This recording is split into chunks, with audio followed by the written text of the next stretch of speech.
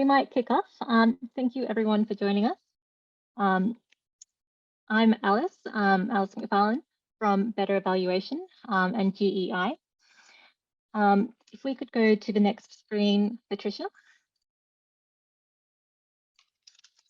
Thank you.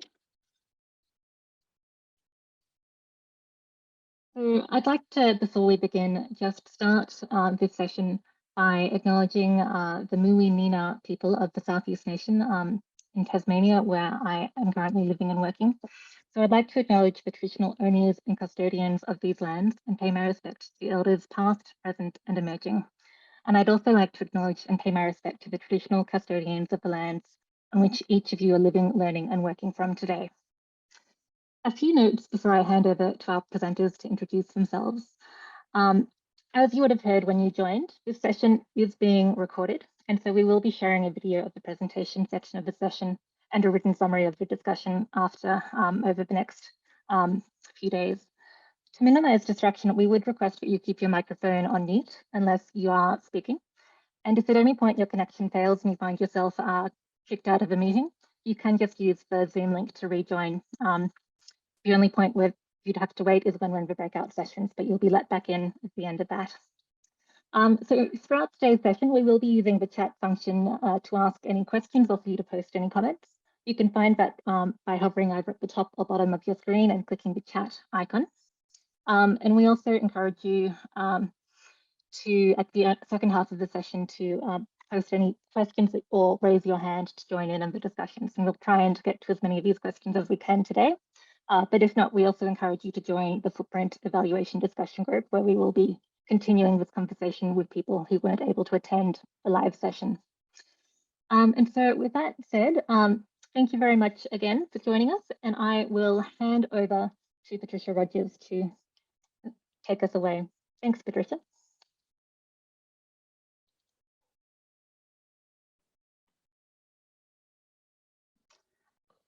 Patricia, mute. Thank you. Sorry, I just had momentary button fail. My name is Patricia Rogers. I'm speaking from Melbourne, Victoria, Australia, and I'd like to begin by acknowledging the traditional custodians of the lands and waters of the lands and waters where I live and work, the Wurundjeri people of the Kulin Nation, and pay my respects to elders past, present and emerging. Andy? Hi, I'm Andy Rowan. To be clear, that's not a photograph of me. That's one of our horses, small fruit farm that we live and work on Vancouver Island, the west coast of Canada. We're located on the traditional territories, the unceded territory of the Coast Salish Nation. We've been made to feel welcome here, and we're honored to be here. And as a settler on this land, I want to confirm my commitment to actively work against colonialism and to support Indigenous self-determination and jurisdiction in this territory and across Canada.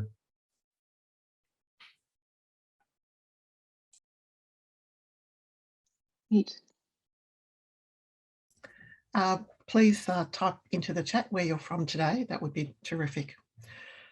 So as you might already know, the Footprint Evaluation Initiative aims to incorporate consideration of environmental sustainability into all evaluations and monitoring systems, not only interventions that are focused on environmental actions or such as climate change, mitigation or adaptation. So today in this first webinar, we're addressing how to get started in terms of the heart of that, which is identifying the nexus, where and how human actions engage with natural systems. We are going to start with a presentation that Andy and I will be providing, and during that we really encourage you to use the chat function for your comments and questions. Then you'll be put into breakout groups for 5 minutes to reflect on what this might mean for some evaluations you've been involved in, identify any questions, and when we come back we'd encourage you to put those into the chat and we'll have a substantial time to discuss those together. First, just very briefly, why do we need to be doing this? We don't need to repeat the statistics about the environmental crises which face the world, crises which threaten massive damage to the natural world and harm to people and efforts to reduce poverty and achieve inclusive development. The reality, as we've put in this image in the middle, is that the efforts made by initiatives that are focused on protecting and restoring the environment are massively outweighed by the environmental impact of other initiatives. So the work we're doing is based on a number of premises that flow from this. Since human life and actions all draw from and affect natural systems, all evaluations and monitoring systems should consider the consequences for environmental sustainability. And a worldview and mindset that recognises and values both human and natural systems is essential. So we need changes in how monitoring and evaluation is done of all interventions, and that means changes in evaluation practice, evaluation policies, procedures, guidance, training, and changes in the values, norms, and mindsets that underpin those. Footprint evaluation follows the call to action, all hands on deck, everyone to the nexus. That is, we need all evaluation and all methods, and we need to address the nexus where human actions and interventions meet natural systems. So when we're talking about considering environmental evaluation, environmental sustainability in evaluation, remember we're talking about all evaluations. So ex-ante impact evaluations inform decisions about which option to choose or whether or not to proceed. Design evaluation brings together a synthesis of existing knowledge to inform how interventions should be designed, including risk management strategies. Monitoring systems can support reactive management, such as inadequate compliance with these risk mitigation processes or whether they're not being effective.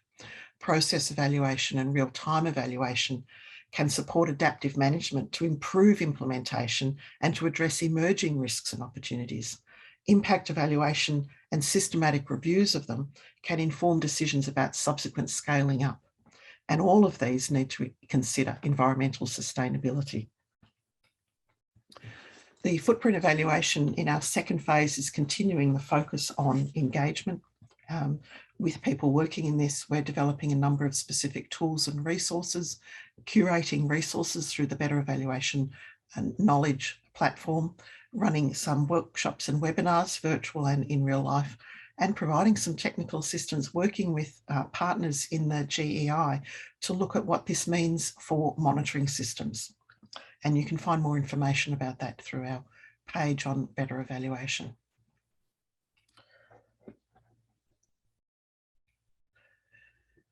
So the work we're doing has developed this emerging framework, which you may have seen if you've looked at our recent thought experiments report, and we'll come back to the rest of this at the end of our presentation. For now, I want to focus on this first part around mapping significant points of nexus, which is really the heart of it. Points of nexus between human and natural systems, the possible consequences, and who's going to be potentially impacted, including consideration of humans and non-humans and equity issues. So first question is, what is points of nexus? And Andy's going to take us through some thoughts on that. Andy. Yeah, so we talk about nexus. Well, what is nexus? What's it mean? Nexus of what? We really go to nexus and we talk about nexus because that's where the action is. That's where the important stuff is. That's where sustainability occurs or gets impaired. That's where natural systems flourish or get degraded by our actions. So nexus is where the human actions affect natural systems and interact with them. They couple with them, cause complex effects throughout both sets of systems, human systems and natural systems. And we're interested in that because human actions are the key mechanism for deteriorating natural systems. And they also are the key mechanism for restoring those systems. So it's the primary point of interest. It's where the action is for sustainability. Next slide, please. Well, what does nexus look like? How would you recognize nexus if you stumbled across it or as you're looking for it? Let's just say that nexus is where human and natural systems couple. Footprint evaluation has the view that you can't have sustainability without equity, and you can't have equity without sustainability. The worst sufferers, those who suffer, humans that suffer most from the environmental problems we've caused, are those people who are subject to racism, to misogyny, to all the other sources of inequity that exist within the human systems. And human actions cause all kinds of harm to not only to us, but to our non-human relatives and to all the other things on this planet that are really important, that are essential for maintaining life. So what does Nexus look like? It looks like life, how humans are connecting with natural system and the effects we're having.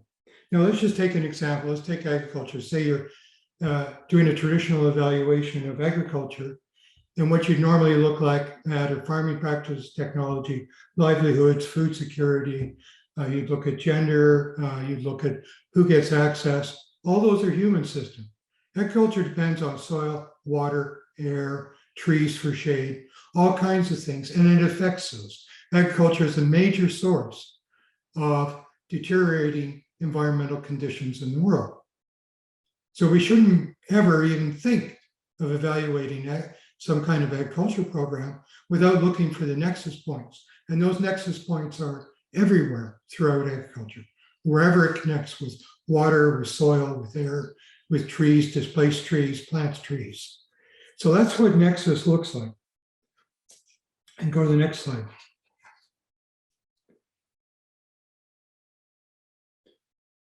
So then the next question is, well, how do we approach it? And the key thing is to recognize that if you take that example of agriculture, and if you leave out natural systems, if you leave out Nexus, then you're having a particular, a partial, and a limited view of agriculture.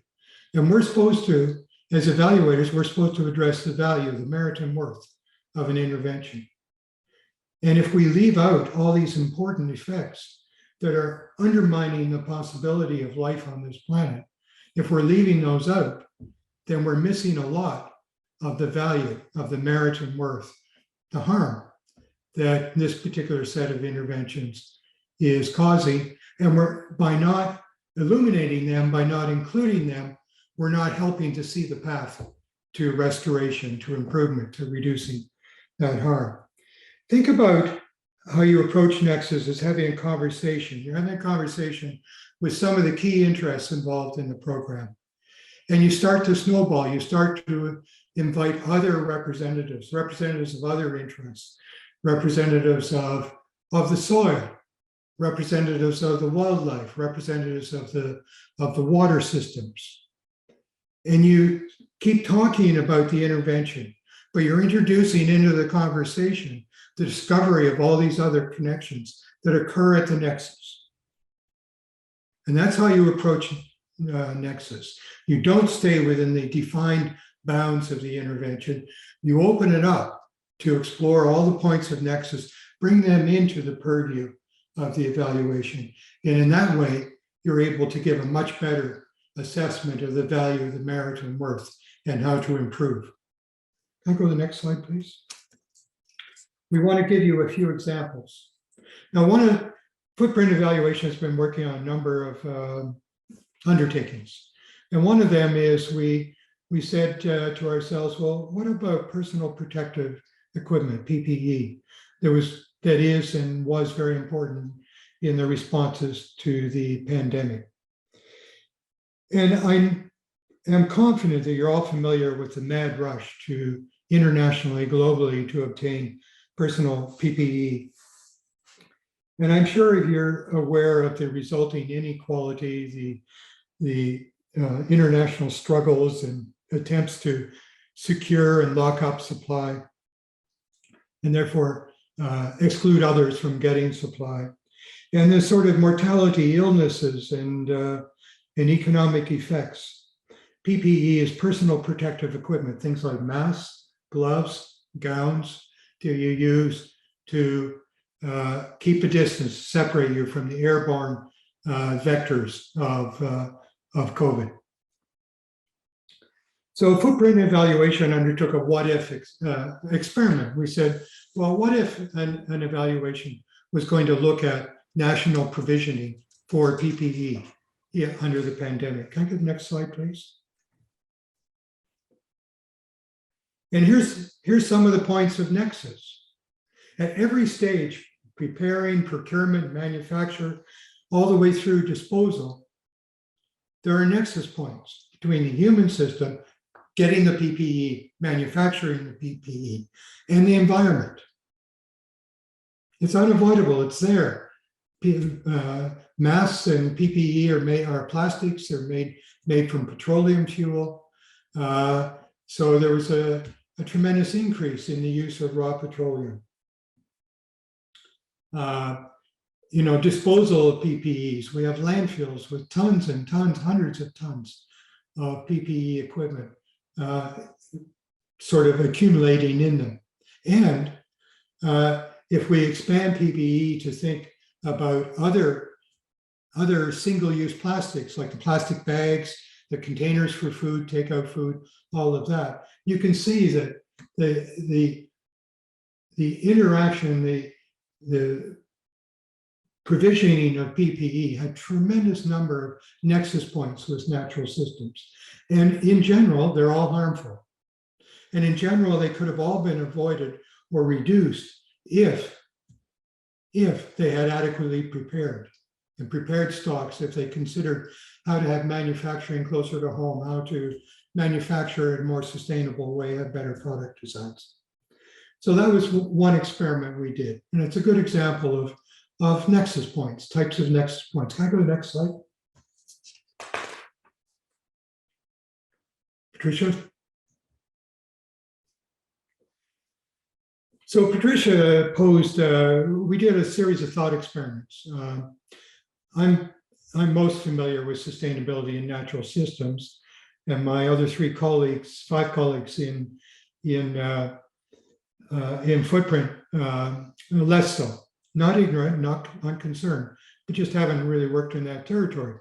So we said, well, let's do some thought experiments, let's look at some evaluations you've done and see if there was any natural system effects. And one that Patricia thought she would pose, and she thought, aha, I can do this one, and I can stump Andy, because I know that this has no environmental effects. Well, that's not true. Actually, the environmental effects of this intervention are quite substantial. And ironically, this intervention reduced the potential harm for those environmental effects. Therefore, the evaluation, by excluding them, got the value wrong, and got it wrong in a way that understated the value of the intervention or the program. Next slide, please, Patricia.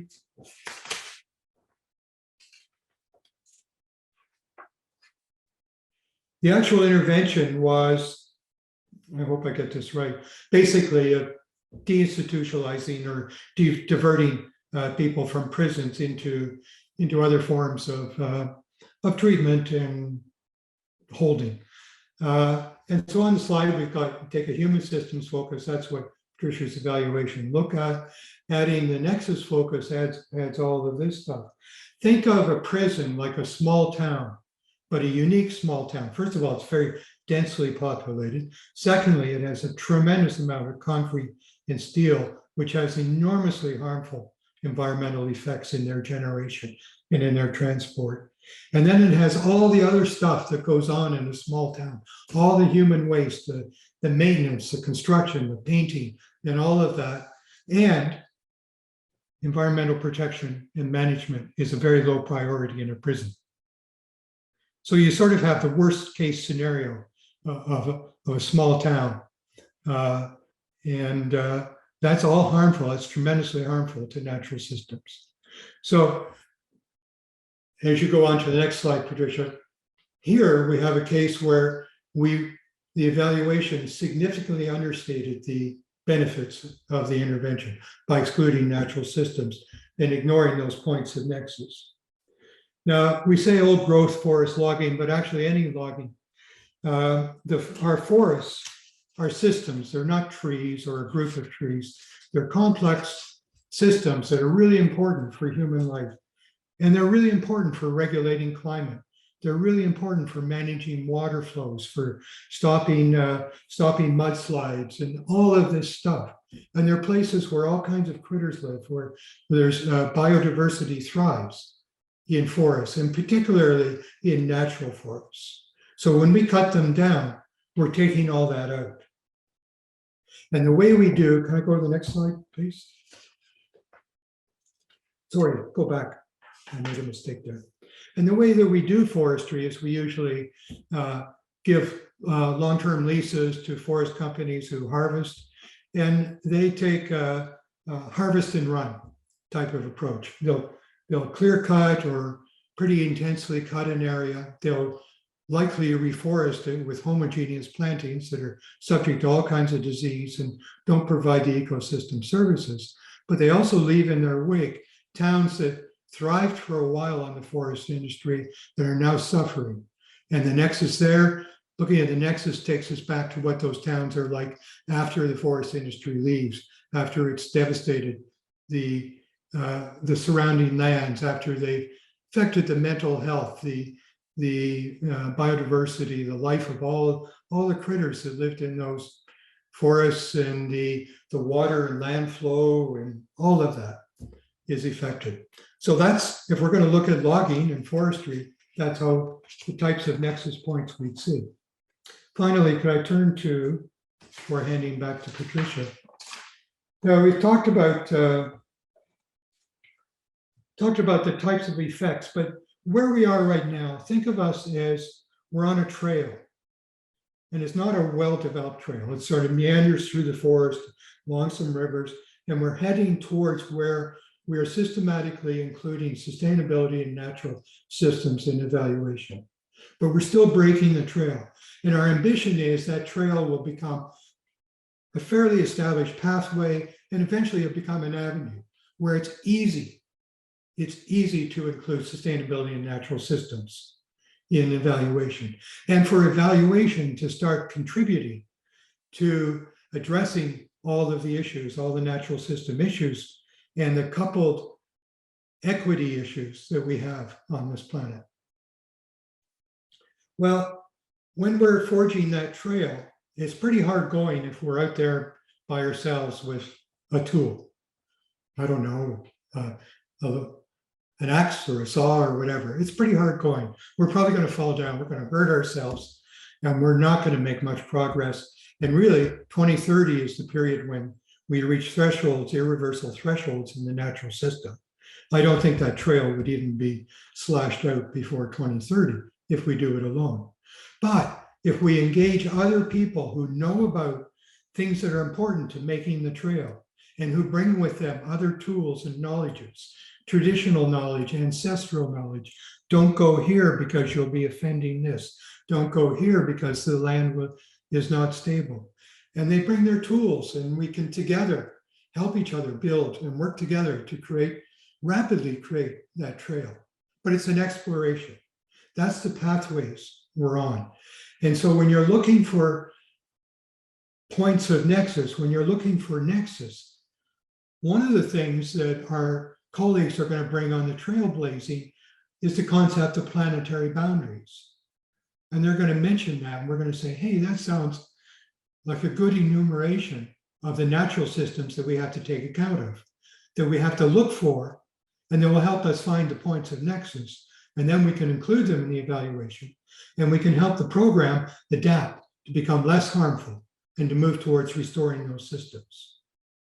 So the planetary boundaries are only one of many, many resources. When we started to work on PPE, we quickly discovered that Reason and her colleagues had done an evaluation, what you call an evaluation of the environmental effects of PPE provisioning in England.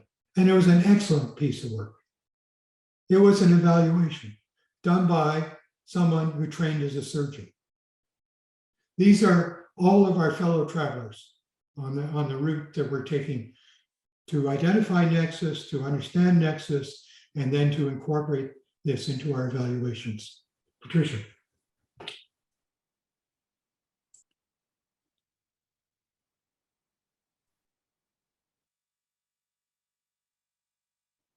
Andy, before we have a chance, you have a chance to think about that for your own work.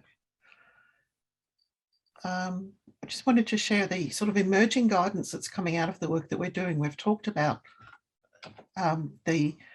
this whole issue of mapping points of nexus. So as Andy's, I hope, explained in those examples, that is an involved process involving lots of players and processes. So here are the sort of principles that are coming out of that we've identified. One is about going to the place, literally if possible, virtually or vicariously, and not just observing, but engaging with people, identifying the interests, having views of those there. And this principle presents some real challenges when we have national or regional interventions. How do we think about sampling? How do we think about doing this inclusively and iteratively?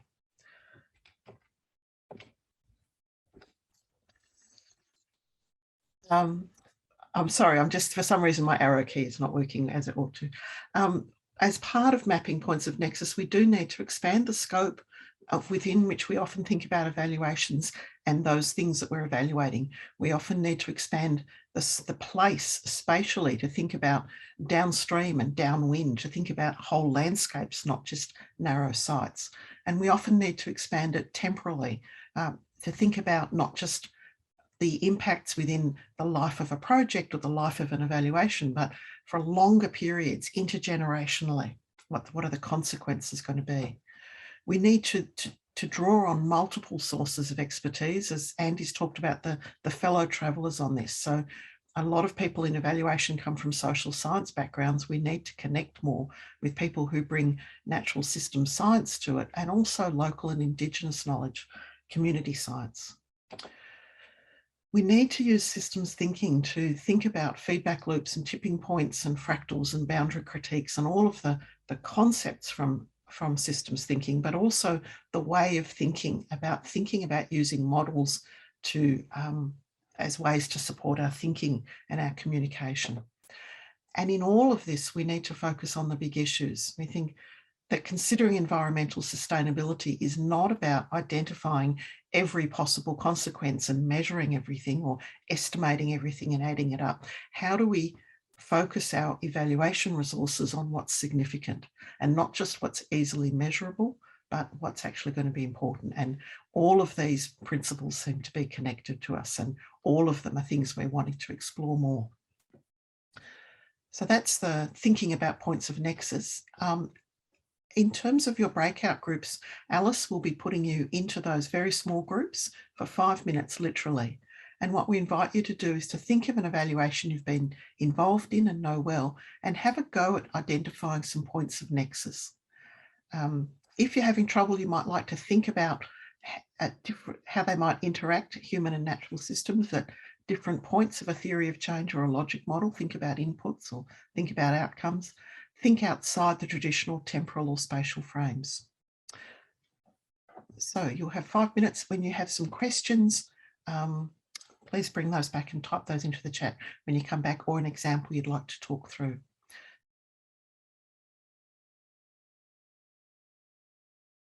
Thank you, everyone. I think I've personally found this a really interesting discussion, and particularly enriched by the comments and the questions that you all have been asking. So I really do genuinely thank everyone for attending and making time in the day to have this discussion. As we did flag earlier on, we do encourage you to join the Footprint Evaluation Discussion Group, and we'll be sharing the video and the summary of the discussion there as well. But we also encourage you to, if you had a question that didn't get answered, or if you've had to think and more thoughts have arisen, or if you just have some more ideas on the topic, to post that in the discussion group, and we can continue the conversation asynchronously. So I've put a link in the chat, which will take you to the Footprint Evaluation page on Better Evaluation. And there's a join the community section there, which you can use to find those links.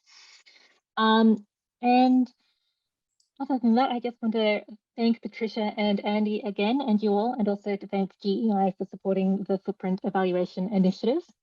And we look forward to hopefully seeing you at the next webinar on May 19th. Thank you again, everyone.